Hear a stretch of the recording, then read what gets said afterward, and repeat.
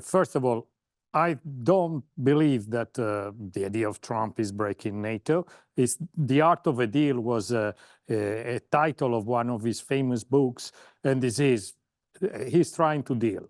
What the point he's making is that America, and this is not new, of course, America has been spending a lot of money for defending Europe, much more than the European could do on their own, and is simply waiting the European to do that. Second point, the Americans, even in this occasion, the war in Ukraine is practically bothering the burden of the war.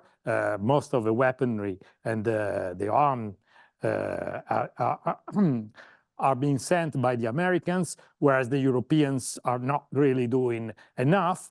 Because the Europeans also have not the scale of production, of armament production that the Americans have.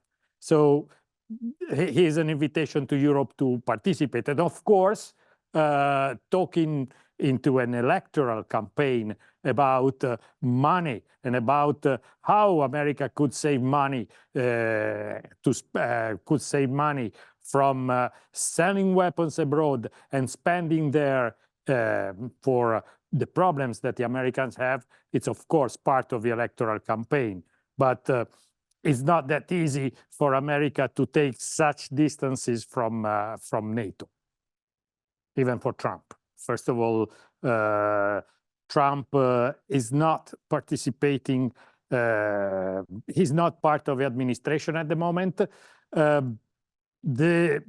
Say that there is a trend, a dangerous trend for the Ukrainians in America to try to save money and to avoid this level of spending, because the Americans must also rebuild their arms stocks that have been impoverished in this occasion. So it will cost money. There is a discussion, and of course, as part of an electoral campaign, is jumping into this budgetary discussion at American level. But it will not have an impact, of course, on what's going on in the front. It depends on what the West want to invest in this war. If they want to invest into a more proactive, say, role, they will have, of course, to spend more, but not only the American, also the European. If the objective is to try to find a way out with the Russian, in that case, maybe, of course, the speech of Trump have a sense, a political sense. Again, NATO is also historically in the interest of the United States. Now, Trump have a conviction. He thinks that, of course, the spending burden should be shared on a more equality basis among the participants to NATO, among the member states of NATO, first. But number two, probably he was not sure. Say, Trump is thinking and thinks that if he were the president, this war didn't even start, because he still thinks that there is room to talk to Putin.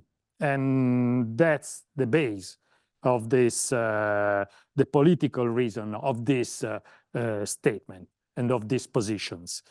And of course, from a foreign policy point of view, the impression is that the American audience and the American, say, people are much more concerned on what's going on in Israel than and Gaza than on what's going on in Ukraine.